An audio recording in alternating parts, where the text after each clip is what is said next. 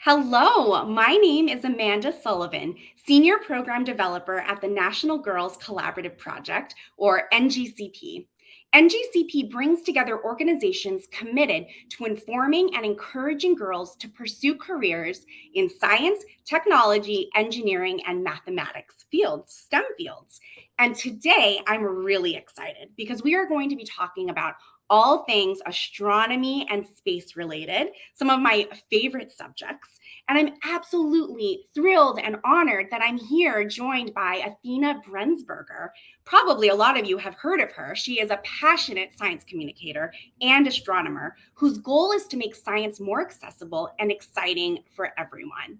She's the founder of Astroathens, host of the TV show Suppressed Science, a former researcher at the Hayden Planetarium, and a current student at Arizona State University's Astronomy and Planetary Science Department. And Athena aims to expand and reach out with STEM to kids all over the world. And I'm really inspired by you because you're specifically, aiming to increase the interest and representation of girls in astronomy and STEM in general. So welcome, Athena. I'm so happy that you're here. Thank you so much, Amanda. I'm so excited to be here. Well, I want to get right into it and learn more about what you do exactly, because you are a science communicator / astronomer. So could you break that down for some of us and tell us what are both of those career fields and what's a day in the life like for you?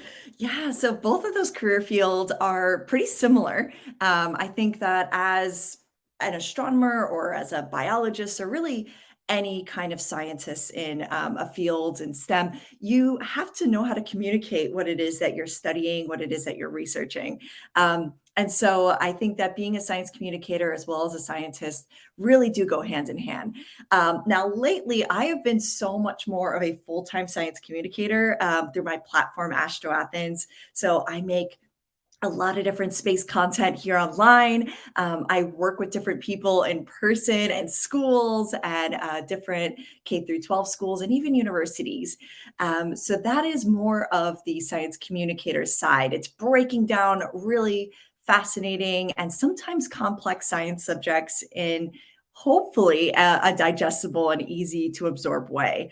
As an astronomer, currently, it kind of just involves a lot of nighttime stargazing, things like taking out my telescope at night, looking up at the stars, trying to track current objects that may be only there temporarily, such as asteroids, such as comets. And also, lately, my favorite has been imaging the moon, like the super blue moon the other day. But if you take that another step further as a researcher, which I'm hoping to do again in the upcoming year, is to actually rent out time or schedule time with bigger telescopes than this. Some of them are ground-based, meaning here on Earth, and some are out in space, like the James Webb Space Telescope or the Hubble Space Telescope, which I used the Hubble Space Telescope when I did research in my undergraduate about 10 years ago. And what you would do is you would borrow time to literally move the telescope to a certain area of the sky that you want to study and research and gather a bunch of data, a bunch of information to then try to either discover something new or just better understand the cosmos in general. So that's a little bit more of the research path. And here's some of my old research posters in the field of astrophysics. Wow, that's so exciting just to hear what you were doing as a researcher and how now you're making it accessible for all of us to learn more about space and connect with the cosmos. I want to ask you a little bit more about your career and how you got where you are today. Yeah, so I definitely didn't have a straightforward path. That's for one. It was not super straightforward from like school directly into career. I had so many different twists and turns along the way, which is like very common. I think that's like more people are like that. That's kind of just part of the human experience is taking twists and turns throughout your academic career or even other careers. And so to kind of get to where I was today, I'm going to kind of just start with probably school, younger age. And I first learned about astronomy when I was about 11 years old. I got a book on the Hubble Space Telescope, had to choose it in a science class, and I was just blown away by all the images in there. And I actually thought that they were like artist pieces. I thought they were artistic pieces. I thought they were paintings.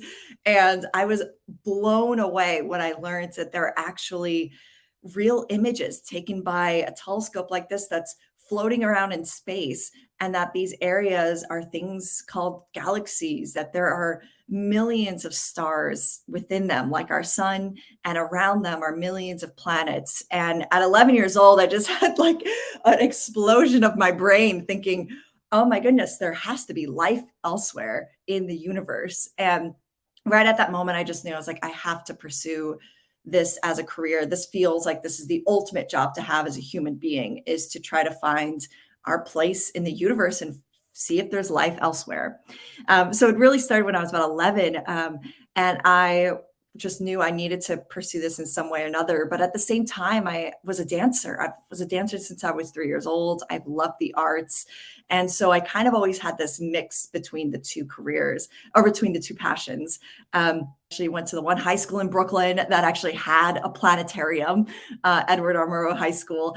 And it was so cool because I got to take an astronomy class and learn about how to work a planetarium at the time. And this was not a digital planetarium like we have today. This was fiber optics. So it was pretty old school. And it was right when they were switching over to digital. And then by the time I went into college, I went to the one city public university that had an astronomy department and had an observatory. And I went into school and I decided to take an astronomy 101 class. At this time, I was thinking that I was probably not going to pursue astronomy because I received a little bit of discouragement in high school because my math wasn't super strong. That was something that I had to do repeatedly over and over again. I had to constantly keep retaking a lot of my different math classes, even in high school. And so by the time I got to college, I thought maybe this is just not cut out for me and I should pursue something else. And so for some reason, I went into political science in my first semester, but I knew I was always tied to astronomy. And I was like, you know what, let me just take this astronomy 101. If anything, it was considered to be an elective for non-science majors. And this was when I was actually introduced to a professor who completely changed my life, and completely changed my outlook on astronomy and what I could do as a career potentially. And his name is Dr. Charles Liu. So he actually later became one of my mentors, and I still consider him to be my mentor today. And he really kind of blew the whole class away by his way of communicating astronomy and science to everyone in the room who were not science majors. And so seeing him present like that, I just knew, like, I really want to do something like this one day. Wow, that is just so incredible to hear about your journey. And especially, I'm latching on to this piece where you struggled with math in high school. And I think that's something that so many people can relate to. And that's one of the reasons why a lot of people decide not to pursue STEM. They think somehow they have to naturally be gifted at these fields, when actually they can do what you did, which is retake classes, study really hard, work really hard to get better and improve. And those failures don't have to stop you along your way. So we're all really glad that that didn't, stop you from pursuing this. And I'm also just really struck by that story of your professor who really inspired you, because I think role models and mentors who encourage you and spark something in you are just so powerful. Did you have any other powerful role models or mentors along your journey to where you are today? Yeah, definitely a few. So I would say the first one was Dr. Charles Liu. He is the one who I still consider him to be my mentor today. Inspired me so much, gave me some of the best advice I've ever received also, which we could chat about a little bit later. But then that same summer, so he introduced me to the Hayden Planetarium. in New York City, part of the American Museum of Natural History. That's where they have all the dinosaurs, the giant whale in New York. And he offered me an opportunity to do a research internship that summer, the very first summer, as soon as I took his class. And it was just, I was so passionate about astronomy, and he saw that and was like, you should probably pursue this. That same summer, I met who I consider to be another mentor of mine, Dr. Neil deGrasse Tyson. And so I got to meet him that same summer. He's the director of the Hayden Planetarium, so he's there a lot. But also just completely inspired me and was one of the first people who really, truly introduced me to the term science communicator. First time I had ever really heard about what a science communicator was, and that you could have it as a profession, and that you could pursue it in entertainment and television, and in so many different ways. Now today it's on social media. And so he was also a very big mentor of mine. That summer he ended up really kind of becoming an advisor for like 2 months straight of mine. And that was mainly because I was torn between astrophysics, my research, and then another career that actually had popped up and started blossoming at the same time, which was a fashion modeling career that was completely out of the blue and kind of left me at a crossroads. Well, I have to ask because you did say you got some great advice. So, what was maybe the best piece of advice you got either at that crossroads when you were considering different careers or just anywhere along your journey? It definitely had to do with the crossroads. This was so important because it was causing me so much stress. I was so nervous about everything and wasn't sure, I really wanted to continue my schooling, really finish my degree, really continue my research in astronomy. But at the same time, I got scouted for America's Next Top Model, and I was like, always loved dancing, always loved acting, and thought maybe modeling could also introduce me into this whole other career. And I remember talking to my mentor, Dr. Liu, about this, and he said to me, I was not expecting this. I thought he'd say, no, what are you talking about? Like, that's going to be so short lived. Like, you've got to like pursue, your career first. You got to do your degree first, academics. No, he said, the universe is always going to be here. School is always going to be here. If you have an opportunity for something and you are really curious to give it a try, do it. Try it. If it doesn't work out, that's fine. You can always come back to school. School is always going to be here. And so he gave me this piece of advice, and it was such a gift because he said, why don't you give it a shot first? Because otherwise you're not going to know. And so I did that. I gave it a shot. I went full on into it. I actually did a trial period. I set a short term for myself. I did 1 semester. I was like, I'm not going to completely leave school. I'm going to take 1 semester off and pause. Didn't even like withdraw completely with the registrar's office. I wanted to make sure I was still locked in, and thought, let me just pursue this and see what happens. What was really interesting about it was the whole time I was pursuing a completely different career, I kept being pulled back to astronomy. I kept being pulled back to physics, STEM, everything that I love so much about science, in different people I met, in finding like different observatories around the world, and eventually creating Astroathens. I was able to pursue both of those at the same time and was able to constantly keep learning. What's so magical about today, and not just the internet, but also education, is that you have the ability to keep learning on your own. And so all of these things that kind of compounded over the past 10 years have led me to where I am today, not just with Astroathens, not just with science communication, and not just with modeling, but has led me to now being in university again, completing my degree and going back into doing research.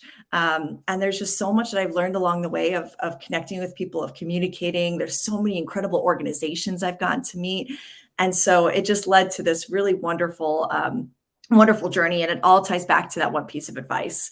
And if I didn't follow that and I didn't receive that piece of advice, I would have a completely different life layout right now. So it's pretty crazy.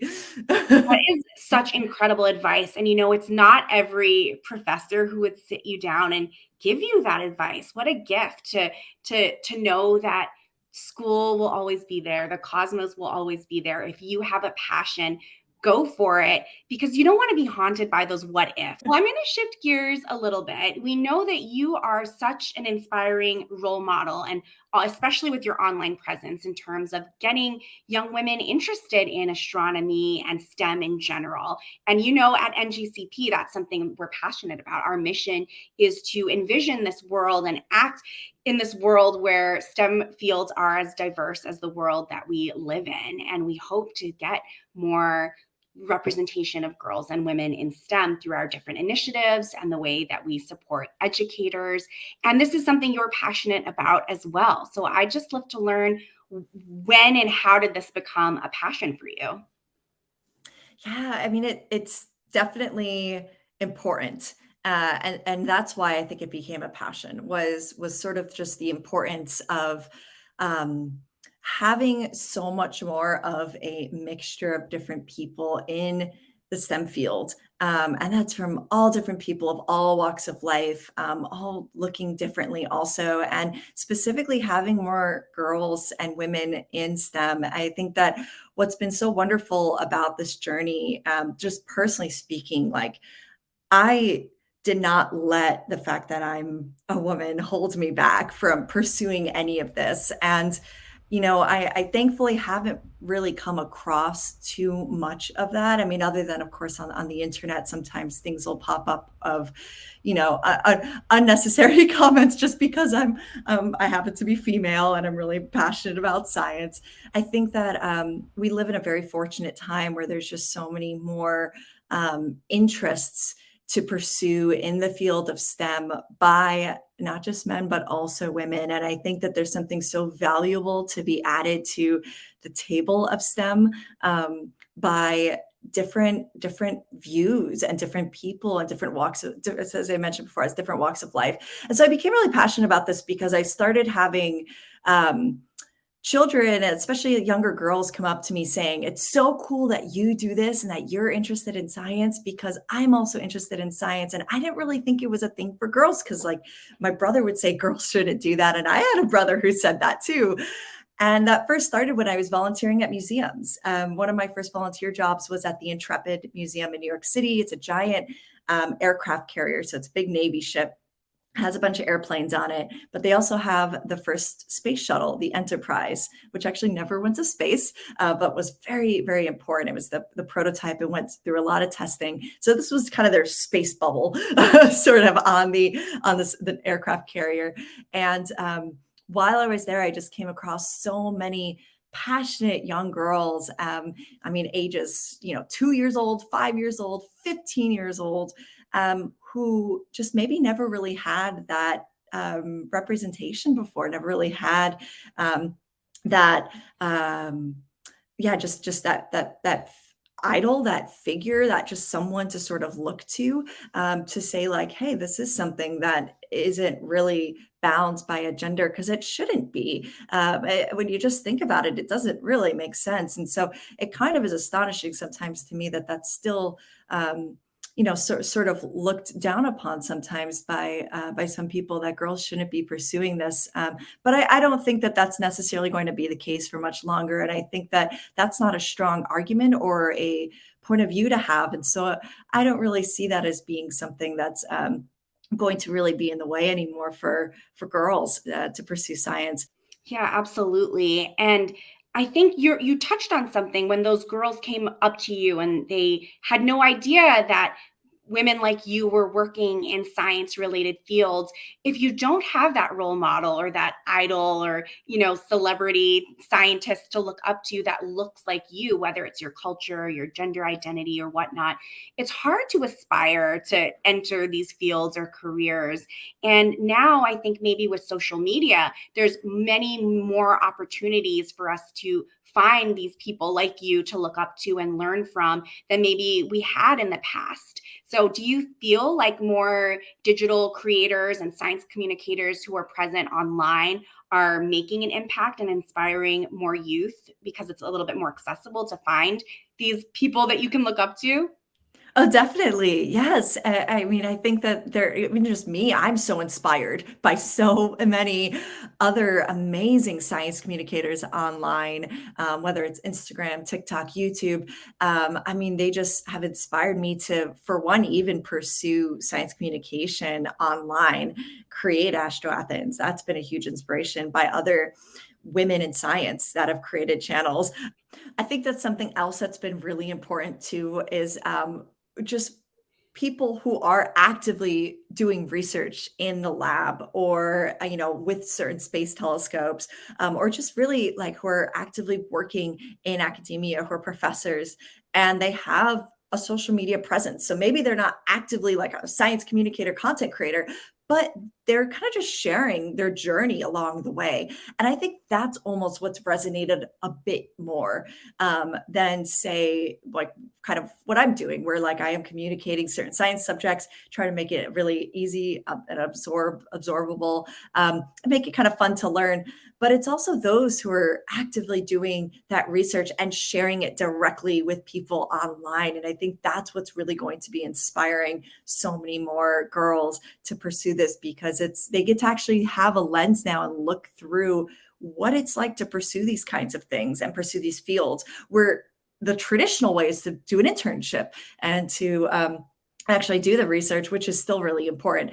But I think right now we have this awesome opportunity of looking at YouTube videos and Instagram posts to sort of see what that might be like and to learn about it, but from maybe secondhand instead of firsthand. Yes, you can sample all these different careers and learn more about them even before you go into those internships and decide where you want to invest your time and energy. It's great. I want to shift gears a little bit and talk about more pop culture. I guess that's not really shifting gears since we've been talking about TikTok, YouTube, and all of that. But when I was growing up before all of this social media, one of the ways that I really got interested in science and space and specifically was through movies and TV shows. I loved sci-fi actually growing up. And then in recent years, the movies like, Hidden Figures, things like that have really been resonating with young women who are interested in STEM and in space in general. I'm just curious, do you have any favorite films or TV shows that you love or that you recommend we put on our watch lists? Yeah, well, I mean, I have to say Interstellar as one for sure. It is so, yeah, that movie is just such a mind twister. It's so cool, and I also just love the character Murph. She is so cool. Yeah, just sort of like her mind at just such a young age is just so wonderful, and she's so passionate about science. She's so passionate about space exploration, understanding things like gravity and anomalies. And I just think that she's such an influential figure. Hidden Figures, yes, hands down. One of my favorite movies. Every single time I get chills watching that movie. It is just so impactful. Also, Mission Unstoppable with Miranda Cosgrove. I grew up watching Miranda Cosgrove on Drake and Josh, so already was a fan of her. And I've done a few different features with them in the past, so I love them so much. Love their initiative. Love what they're doing. Mission Unstoppable is all about featuring different women in STEM fields, kind of talking to them about their research, going inside a lab, doing like live demos, science experiments. It's such a great way to interact their audience and also to show all these different role models, like we were talking about before, to their audience, which is mainly young girls that are going to be watching the show. And there's a new film, I'm not sure if you've heard of it, called A Million Miles Away. It's coming out soon from Amazon Films, and it's about Jose Hernandez, the first migrant farm worker who traveled to space. Have you heard of this new film?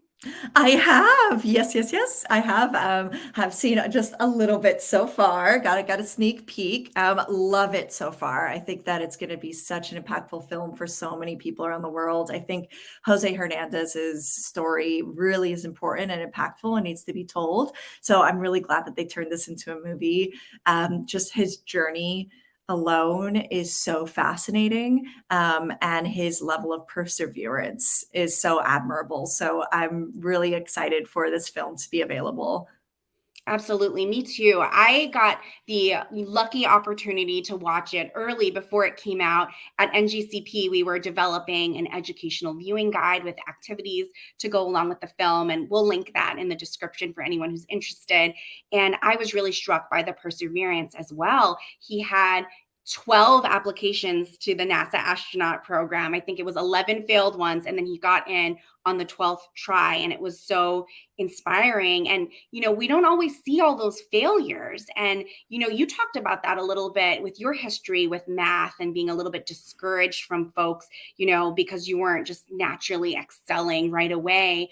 But failures are really a part of almost any STEM career once you're actually in the field, or any career or life in general. And I'm just curious if you have any advice for folks pursuing STEM or other fields to get through those setbacks and those failures and discouragement. Yeah, I mean, you just have to constantly keep reminding yourself not to give up and that you're not alone. You're not the only one who's struggling through something like this, especially what you may be going through in STEM, like what with me going through struggles with math. That's definitely not uncommon. I mean, that's definitely something a lot of people have gone through. And so kind of taking comfort in that, knowing that others have also gone through this can really help you sort of realize like, oh, like if they've gone through it, like so can I. It's also knowing too that, like you mentioned, in any career, no matter what you're in, you're gonna face some kind of obstacle, some kind of setback, some kind of challenge, some kind of failure. And that's so important. That's part of the natural flow of life. That's part of the natural flow of whatever career you're in. So mistakenly when I was younger thought that, well, maybe I should just switch careers because this one's not working. And no matter what, no matter where you go, you're going to face something. So it's a matter of really finding what it is that you are most interested in, most passionate about, and what really speaks to your heart and your soul. And know that, okay, you need to stick it through and you've got to just, see it till the next step and then the next step and the next chapter, because you're constantly going to be flowing through this book, which is really, I mean, it's your life. And you don't also really know where the end's going to be. Set goals for sure. But as soon as you reach it, you're going to realize, oh, I've got another goal to set. I've got another goal set. So that's another really interesting thing that I learned was it's not like you're going to make it to the finish line and all is good, because you're always going to want to pursue more and learn more, because there's always more to learn and grow. We're constantly an evolving species. So that's just part of our nature. And so if we recognize that and treat our career that way, you might take a lot more comfort in that. And you also might surprise yourself with how much more you're willing to take on, how much more you're willing to learn. So I would definitely say, just don't give up, just keep persevering, keep pushing through. Think of Jose Hernandez, think of everyone else out there who's struggled through it. And just, yeah, keep staying focused on what you love. And you'll make it through. That's such powerful words of advice. And I think now we're getting to see that more, that people are embracing this idea that we're all lifelong learners. And to learn is to make mistakes. You need to make mistakes to make discoveries about yourself, whatever career field that you're in. And if you don't allow yourself to make those mistakes and then learn and grow and continue to pursue your goals, you won't be able to achieve the things that you're really capable of. But it's easier said than done. I mean, believe me, I know it's definitely Yeah. easier said than done. And that actually reminded me of, so there's a show I worked on called Oops, I Changed the World. And it's on Curiosity Stream, just a little throwing that in real for a moment. But what's amazing is I learned all about all these scientists who made incredible discoveries from an accident, from a failure, from an oops moment, from something that happened that was not supposed to happen, according to their experiment, according to their life plan, whatever it was. And an incredible discovery that completely changed our worlds today ended up happening. And there's so many examples like this. You should totally check out the show if you want to, but just kind of know that, maybe you need an accident to happen. Maybe you need an oops moment, or a failure to make you discover something new, whether it is with yourself or it's something that's going to get you the Nobel Prize in physics, so just, yeah, maybe embrace what we say is failures, failed moments that could actually be, success moments too. Absolutely. I have to check that out. I love that oops moment, like reframing it like that, how these oops moments changed our trajectory in so many different scientific revelations that we rely on today. That's incredible. Yeah, no, it's so fascinating. You would love it. Well, the other thing that I really loved about Jose Hernandez's journey, since we were talking about him being inspiring, is that he faced a lot of these stereotypes. One scene in the movie, I don't want to give any spoilers, like you did such a great job talking about those other films without giving any spoilers, but one scene that stood out for me was when the receptionist at the first laboratory he was working at assumed he was the janitor, and then he didn't feel, and he was an engineer, and he didn't feel like he could correct her in that moment. He kind of just like went along with it. And I feel like that's something a lot of people can relate to, being stereotyped, being pigeonholed based on the way they look or their background or their gender. Have you ever faced any stereotypes or biases in your pursuit of the sciences? Actually, I do remember an example of a physics professor too. So a lot of times it happened with professors, and I didn't necessarily have the confidence just yet to sort of say like, "Huh, okay, there's a stereotype happening here. This is my chance to prove them wrong." It was more like a heart wrenching kind of crumble moment. But now I've sort of maybe I sort of think that maybe I just don't recognize it anymore because I've learned to almost tune it out or take it as an opportunity of, sort of showing someone wrong or proving them wrong. And so I just have like a different narrative now in my mind, but it doesn't mean that it doesn't still happen, because it certainly does. I just handle it so differently.